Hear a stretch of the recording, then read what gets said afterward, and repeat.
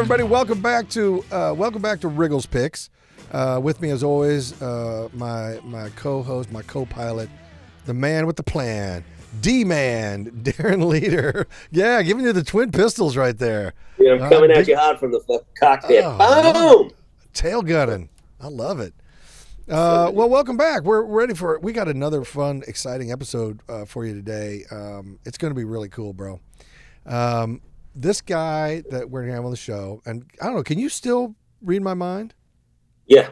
Okay. I can always. You can't ask me any questions. I'm just going to think of his face and his name. His face and his name. His face and his name. I've got it now. I'm visualizing it. I'm picturing it. Okay. I'm getting some letters coming through. I'm getting some letters. There's a J. I'm feeling an O. Oh, yes, there is. There's an H. There's an HJ. Oh my God! Yes. Wait, there's an HJ in the house. Yes. There's a JO in the house. HJO. Haley Joel Osment. Yeah. Gary, he did it again. He did it again. Yes. That's witchcraft. I don't like it. That is it. That's totally it. I'm Are you sorry. okay? When I do that, I get so tired. It takes so much out of me. So yeah, I'll be all right. But yeah, man. So Haley's on. By the way, amazing that you were able to do that with your mind, and then also the fact that you recovered, because like Whoopi Goldberg when she was a ghost, or when Patrick Swayze jumped into her body. Remember? Mm-hmm. Yeah. It would exhaust both of them. It's very tiring. Yes. It's very tiring, and I don't want to take away from Haley right now. I mean, my powers aside, let's not address that, because the people don't want to know about that. They want to know about you. They want to know about what's going on with Riggle, what's going on with Haley, and they are here to explore all the laughs and all the tears with you on Riggle's Picks. So listen, my powers just don't even. But your powers are mind-boggling. They're mind-boggling. It's really impressive. Thank you. Because I was visualizing him and thinking him, but I didn't give you any clues. I didn't tell you anything. That's the thing is you did, not verbally, but you gave me more information than I needed. Really, I mean, it wasn't that tough. Yeah, well, not for you. Right. For everybody else, it's pretty dang tough. When I help investigators with cold cases, that's the real stuff. I mean, because lives are changing. I thought I knew you. I didn't know you did that. That's amazing. I don't talk about it. Oh, I don't want. Maybe we should, because that's powerful stuff. No, I do. Well, once that happens, then our relationship changes, and then you might want me for future World Series winners, and I just won't do that. It goes against the ethics code that me and the group have. Not even once. Not even one time. Maybe? No, I can't. You're being stingy. All right. Well, listen, we do have Haley Joel Osment on the show today, and he is a prolific actor here in Hollywood. Has been part of some of the most iconic movies in history. And America watched him grow up, and now he's out there doing unbelievable work. Still, he will be part of the Hollywood landscape forever. You know what? Years to come.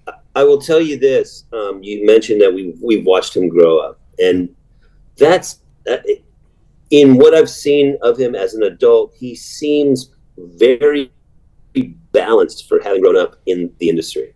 Completely. Because you hear all these wackadoo stories, just to go back to a phrase I borrowed from you, about all these kids who grow up in the industry, and the Corey Feldmans and the Dana Platos and all the things, right? All those crazy stories.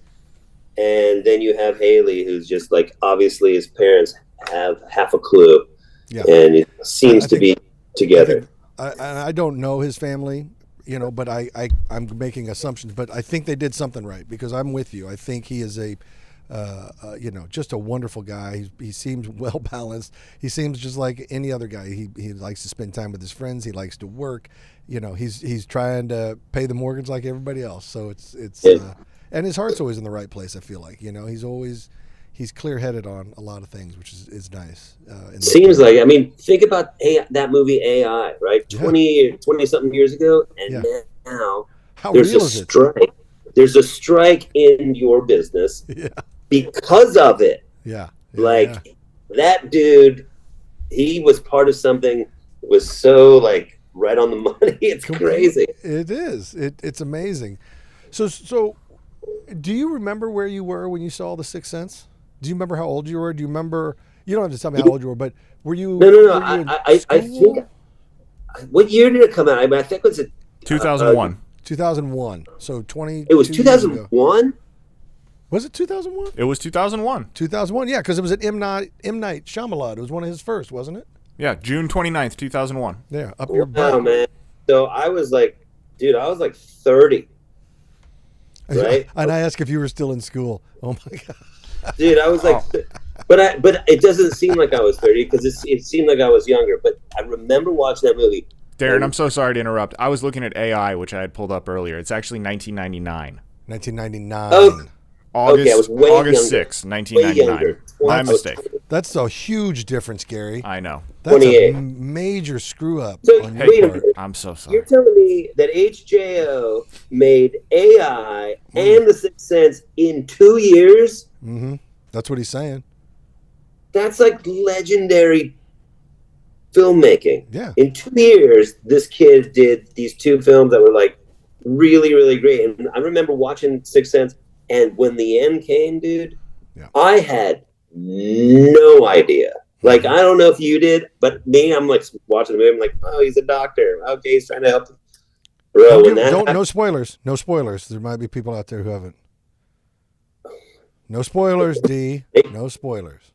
Okay? But when I was watching it, I was like, this is a great movie. Didn't see it coming. Yeah. I was living in New York City at the time. I was still on active duty in the Marine Corps, and I was doing public affairs work for the Marine Corps in New York, and then I was doing improv comedy at night down at the UCB Theater. So I would literally go from the Marines, change out of my uniform, put on street clothes, and then go down to the theater and do comedy all night, and then come back. That's crazy, dude. 350 square foot studio apartment in Manhattan. There, How much was the apartment? just $1,000 a month for 350 square. Back then. Yeah. Back in the 90s. So gross, Dude, and it was a walk up. It was a pre-war, it was a walk up.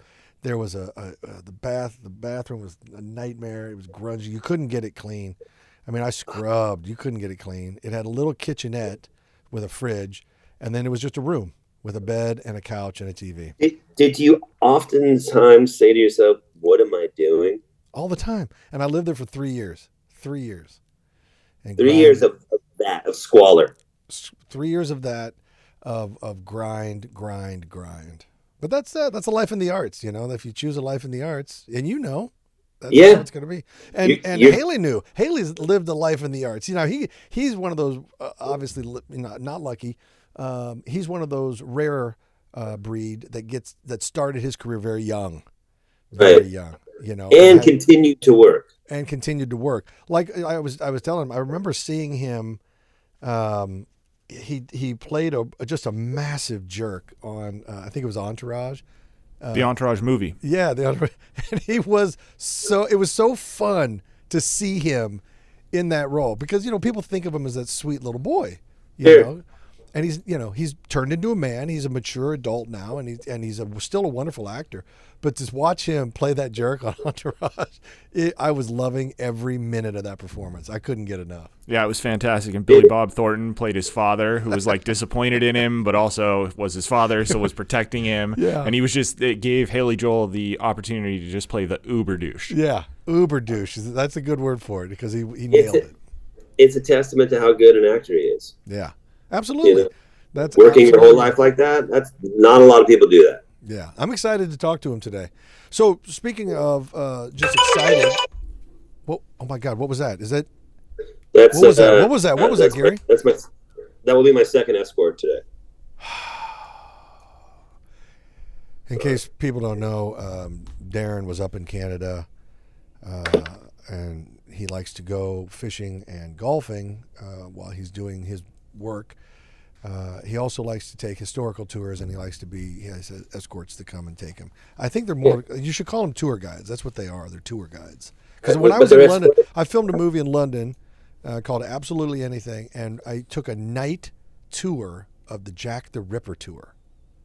Ooh. It's a real tour over in the wherever that Whitehall or wherever. And you actually go to all the murder sites, and then you end the tour. And this is at night, right? You're walking around, and then it ends at the Seven Bells or wherever that bar where he, where all the hookers hung out, where he was hunting, so to speak. And you get a pint. Everybody gets a pint when you get there, and it was a cool walking tour. Like if you learn so much about Jack the Ripper on that trip. I looked it up. It's called the Original London Terror Walk. Yeah. Would you be more freaked out, do you think, if you did the Jeffrey Dahmer walk? I don't know. There is no Jeffrey Dahmer walk. Well, I'm just saying, if they have a Jack the Ripper walk, why don't they have a Dahmer walk? Because Dahmer was a sick, twisted cannibal who ate. So Jack the Ripper's, he's better? He's not better. He's pure evil. It's older. It's older. Evil. And they made movies, like really good movies about it. Johnny Depp was in one called From Hell. They made some Dahmer movies. Well, I guess they have. I don't know. Like, why does Jack the Ripper get his own Walk of Fame and Jeffrey Dahmer? I'm not saying we should, but it's weird not Walk to me. of Fame. It's a walking tour. It's not a Walk of Fame. Okay, it's a walking tour. The celebration of the life of Jack the Ripper. I don't know why we're doing that. Again, not a celebration of the life of Jack the Ripper. So we're doing bits, but there is a Dahmer tour in Milwaukee. It's $40 a person. Jesus Christ. Well, there you go. There you go. I thought America had hit bottom, but no. Not yet. Not yet. Clearly not yet. Jesus, Milwaukee. Hangman Tours presents Cream City Cannibal, a gruesome walking history tour down the same Milwaukee streets where serial killer Jeffrey Dahmer poached 7 of the victims before taking them back to his apartment for dinner. Gary, that's a sick way to put it. Taking them back home for his house for dinner. Yes, it is. That's why I read it that way. That's exactly what it says. Do they have a Ted Bundy walk or a Night Stalker walker? Oh, God, I hope not. Please say no. Please say no. Please say no. Hillside Strangler stroll. Not coming up with much. So maybe good. we take the embarrassment of riches that we have here and we move on to Haley Joel. Milwaukee. What are you doing? Yeah, anyway, you got the Brewers. You got the Bucks. I know. I got a lot of stuff. By the way, I've played a show across the street at from the Ambassador Hotel in Milwaukee. It's called the Eagle's Nest, and it's a venue. It has like a couple different rooms, a big room, a small room. And you walk outside and you look across the street, man, Ambassador Hotel, you're like, some weird, awful stuff went down there. It's weird. I don't think I would go on the Dahmer stroll, though. I wouldn't go on the Dahmer stroll because I think, victims' families and stuff still, it's too, you need to put 100 years between you and that stuff. I agree with you. 100 years. Yeah. It's too soon. It's too soon. That's what it is. That's where the phrase came from. Too soon. Too soon. Too soon. Too soon. All right. Well, listen. Before we bring Haley on here to talk, I'm going to knock out a few reps with some dumbbells, and then we'll get busy. Dude, let's get a close-up on your bicep when you're doing it. Gary, can we get a close-up on my bicep while I'm doing this? Always have a close-up on your bicep. Yeah. It'll be great.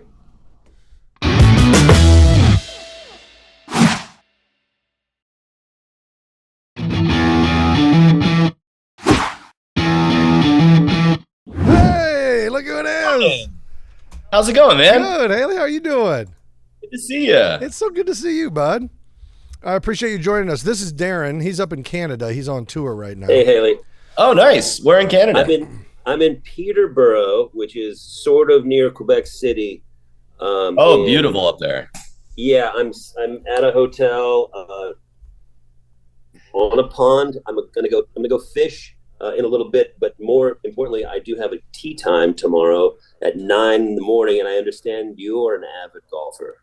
I am. Yeah, I got really good during the pandemic, and it's slipped a little bit recently, but I'm definitely going to try and make the rest of the year work for me. What's the best game? What's the best your game's ever been? I got down to like a 6, I think, in 2020. But the way the handicap works is that like you play the round of your life and they're like, that's your number. It doesn't matter how many times you shoot 95 for the next 3 years. You are never going up from there. Yes. It's really hard.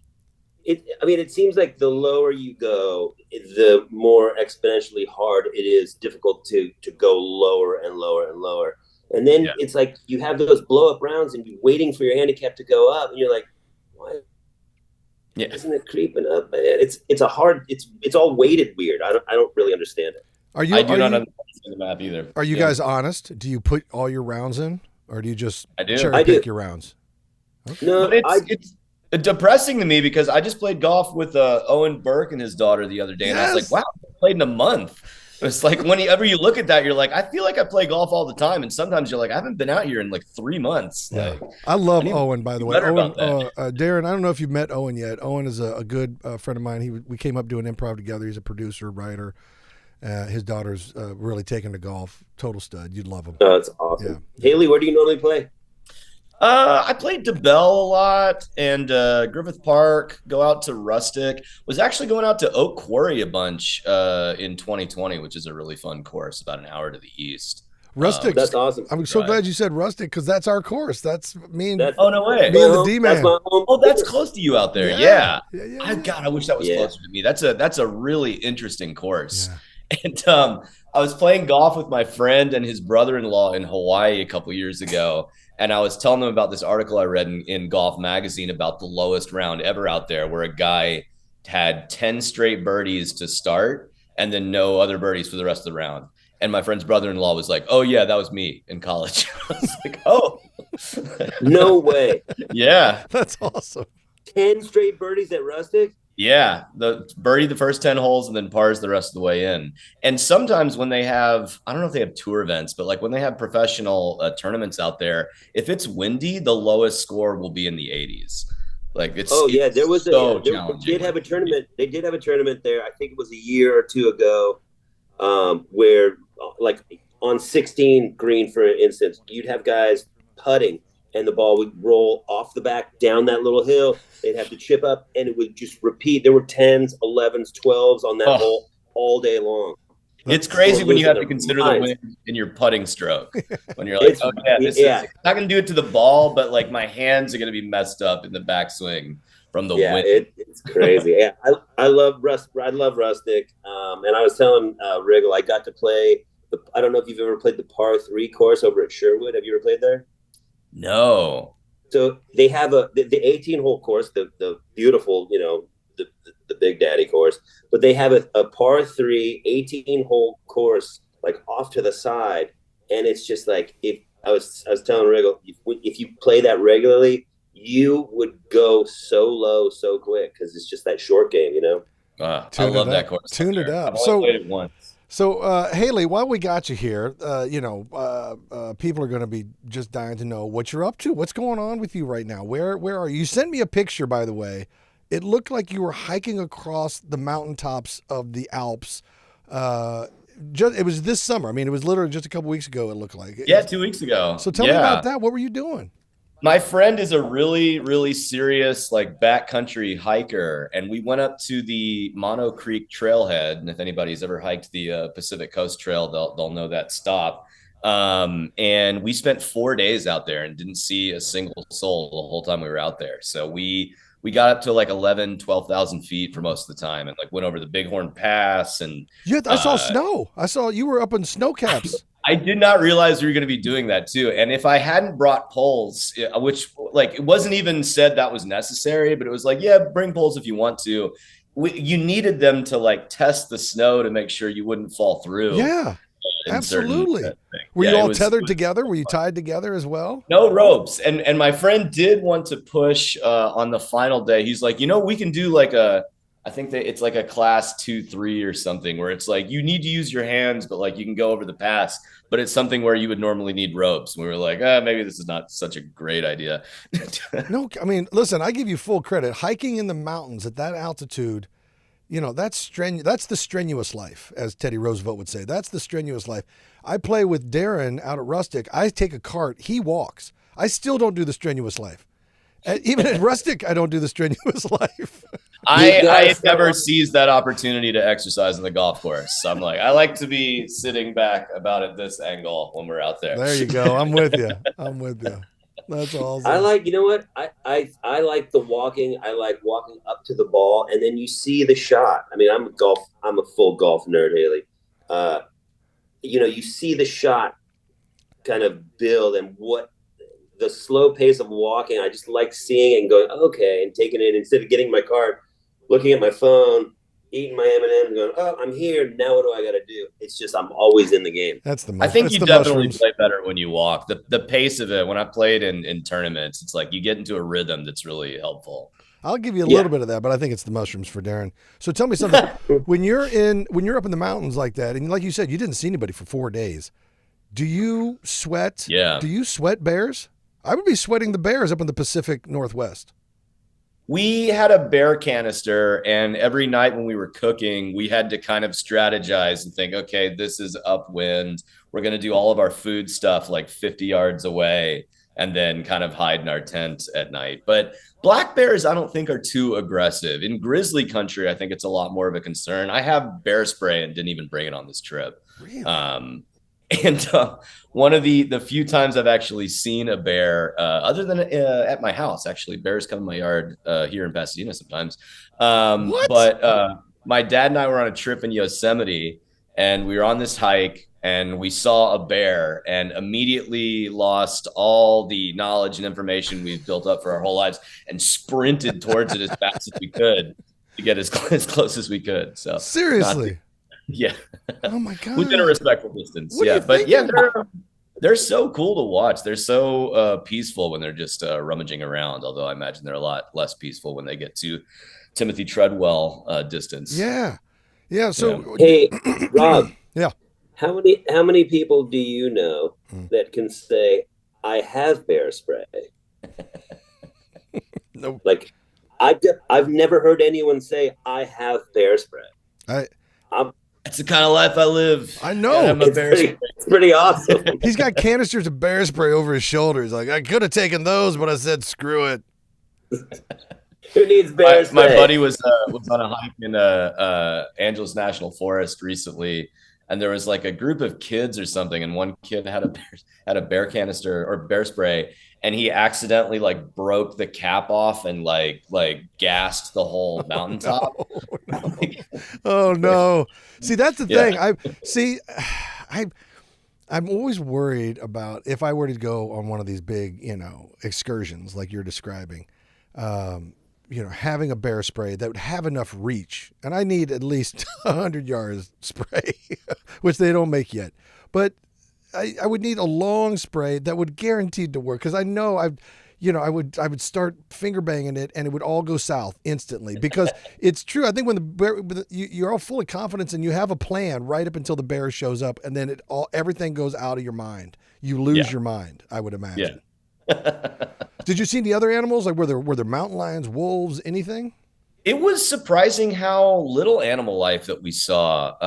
Because up above like 10,000 feet, there aren't even that many trees. So not a lot of birds, but gorgeous wildflowers. We were there like right at the end of wildflower season. Oh, that would be nice. And when you're on these hikes, is it about just being outside and hiking? Is it about the pushing yourself? Is it about the relaxation? What is it that you dig about it the most? I enjoy the daydreaming aspect of it, but my friend was definitely like pushing us to new limits, hiking at a pace where I was like, I have no other thought in my head except don't fall through the snow or fall off this rock. And then I remembered that I heard him say a lot in the trip. He's like, isn't this great? It's so zen when you can only think about the next step. And I was like, well, I want to think about other things too. Wow. Yeah, I'd like to take advantage of this moment while I'm up here. To take it. So what I would imagine, and I haven't done this yet, but when you're up there at night and you obviously you don't have the city lights, you're on top of a mountain, the stars, the evening sky must just be amazing. It's beautiful. Yeah. We had a little bit of moon for most of the trip, so that kind of knocks out the stars a little bit. But when the moon would go down like 3 or 4 o'clock in the morning, it would just be gorgeous. It's funny. As soon as it gets dark, you're not building a campfire every night, so you just turn into a primitive man. And at like 8 p.m., you're like, all right, I'm gonna go to sleep because it's dark outside. Yeah. And then Yeah. you'd kind of wake up at 3 or 4 o'clock in the morning just naturally, and that would be a great time for stargazing. Isn't that interesting? That's so cool. You do get back to some early man ways, I would imagine. Yeah, So, That's cool. So what are you working on these days? What I know we're all stuck in the strike. I'm on strike. Yeah. So there's not much. There's not much. But actually, have been going to the picket lines quite a bit, Yeah. and I've seen pictures of you out there walking the line, which is wonderful, fantastic. I the whole broke my vibe out leg. If there you're wondering where is I've been, great. I broke my leg. I shattered my leg. Oh no! Broke my leg. I just got the cast off. I don't know. You can't probably see it, but I just got the cast off, and you can see my leg is atrophying down to nothing. Ouch! Yeah. Otherwise, I'd be down there with you. What were you golfing? What happened? I was chasing a suspect. It was a citizen's arrest through the park, and then it turned into a parkour thing, and it got out of hand fast. I definitely It didn't. sounds like you're making it up. I definitely didn't slip and fall down the stairs. So if that's what That you would never heard, happen. yeah, if that's what you heard, that's just bullshit. So don't buy into it. Mhm. I'm glad you got the cast off. That's rough, man. So I'm sorry to interrupt, but go ahead. So are you working on something? Are you doing some writing? What do you? Because we all kind of are stuck in this this strike right now. Yeah, it's been an interesting year because I think that the specter of this has kind of been hanging over work for the last like year and a half, and a lot of things that I was developing were kind of on the fence because nobody knew when this would happen. So I am kind of glad that we finally have some clarity and are getting into it now and not just wondering if it's going to happen. Mm-hmm. And am hopeful that the floodgates will open back up once this is over and get back to work. Cause this is, it's bizarre. It's the longest I've ever gone without working on anything. So, Yeah, same. Yeah. I mean, I remember the writer strike in 2008. I remember what that was like. But the everybody shutting down and the town shutting down. It's a different vibe. But to me, it felt like it started as a residual fight, and then it turned into an AI fight. And now that it's an AI fight, it's this weird thing where nobody knows what that means yet. It's still uncharted waters. I mean, you've seen how fast it developed, and it just came out of the gates so hot. Where's it going to be in 5 years? So how do you negotiate for 5 years from now?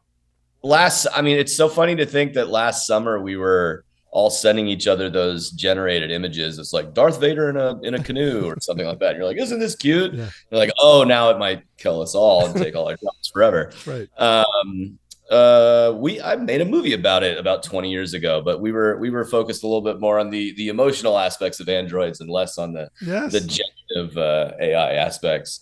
But it has the potential to get into anybody's line of work, and I think there are a lot of people at the top who would be very happy to not have to pay someone, even if the product isn't that great. They'll just kind of make do with that. I'm a little bit scared next year, in election year, just how good these engines will get at spreading fake stories and things like that. I think it's going to be very difficult to know which way is up. And a lot of the pollsters were saying, we're not really going to know anything because it's so easy to manipulate get in there and mess with the info. So yeah, it's going to be a chaotic time. That's why this fight has turned into something, it's almost like one of those things where it starts as a regional war and then turns into a global war, because what started off as a dust up can get out of hand real fast. But it has to, because we have to have answers to some of these questions. These are powerful things that are unfolding in front of us right now. Totally. And just with us specifically in our jobs, it does kind of force you to have a reckoning with what it is you offer to society. And you're like, what is my justification for keeping AI from doing my job? Right. Which I think is a nice exercise. If you never want to sleep again, I recommend the book called Command and Control by Eric Schlosser, which is about our nothing political or strategic. It's just about how our nuclear weapons are wired. And it's, God. See, it's I don't terrifying. know I'm having trouble enough sleeping, like that would probably keep me up forever. And Yeah. I don't know if I can. I know you should look at the truth. You should look at these hard things and confront them and deal with them and lean into it. I'm tired, man. I can't. I need sleep. This is the red pill and the blue pill. This is like, do you want to know all the things? And then the upside of that is what? Yeah. You know it. Yeah. But then the blue pill, you're like, oh, the steak tastes so good, even though it's not real. Yeah. I like the steak, and I like my Chiefs on Sunday, and I'll take the blue pill. Okay. They should make that Matrix where it's just Keanu and Joe Pantoliano like at Morton's going, isn't this great? Totally. The offshoot Matrix. Oh, that's so good. That's awesome. So, and that's you bring up a good point. You've done so many movies over your career, and they're all amazing movies. When people want to talk to you and spend time with you, I'm sure they're always picking your brain about the work you've done because they are fans. They love certain things. What do you find people want to talk to you the most about? It's really amazing to me that movies like The Sixth Sense and AI are still things that people care about and still watch. Knight and I did a 20th anniversary screening of The Sixth Sense at Hollywood Forever, and there were like 3,000 people there, and no one yelled out the ending. And Knight did I was sure that was going to happen. I also a side note, I did a play in Philadelphia years and years ago, and the stage manager told me that the play before our play was a mystery where the audience sees the main character's brother kill his wife, but the guy doesn't know about it. And he comes out for the soliloquy in the second act and is like, who killed my wife? And somebody in the audience like forgot where they were and was like, it was your brother. And he goes, I don't believe you. Way to ruin a play, bro. But I'm always like convinced that people are going to do that. So it was really nice because everybody was sort of enjoying having that information of the people who are seeing it for the first time. Absolutely. So. Well, that was a special movie. That was a movie that really resonated with people. It was so impactful. It was a special movie. No you know what? I think people celebrate that because it is such a good film. It's got everything you want. And I remember watching it for the first time when I was a younger man, and it's still awesome. Yeah. Well, and Thank you did a lot of work when you were a young actor, when you were a child actor, and obviously you've done a lot of work as an adult actor. You're an actor the whole time, but you know what I mean. When you were younger, you obviously did a lot of work, and now you're doing a lot of work. It's fun to see you in roles because we grew up seeing, you as a young man, and then so to see you as an adult being rough or tough or mean or nasty or just a piece of shit or something, that to me is like pure joy because I could watch you. You're infinitely watchable, so I could always watch. If I see you on screen, I'm like, oh shit, what's he doing? I gotta see. And you were so gracious to come and do Riggle's picks with me on Fox NFL. You were hilarious. Oh, that was so fun. You were so funny on those. Like you killed everything we asked you to do. You killed. You absolutely killed. You need to do more comedy, my man. I love it. I actually did for the first time ever. I did Neil Campbell and Paul Rust's Playhouse Masterpieces, this fun improv show at the Elysian, which is a great venue with a lot of great shows.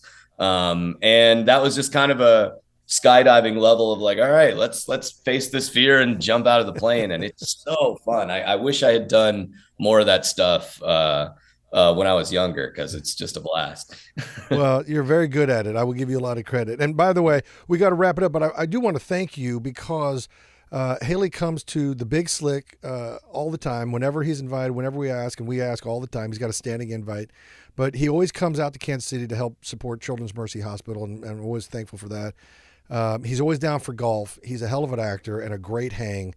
Thank you, Haley. I appreciate it. Thank you, man. It's such an honor to be part of Big Slick. It blows my mind, that event, every single year.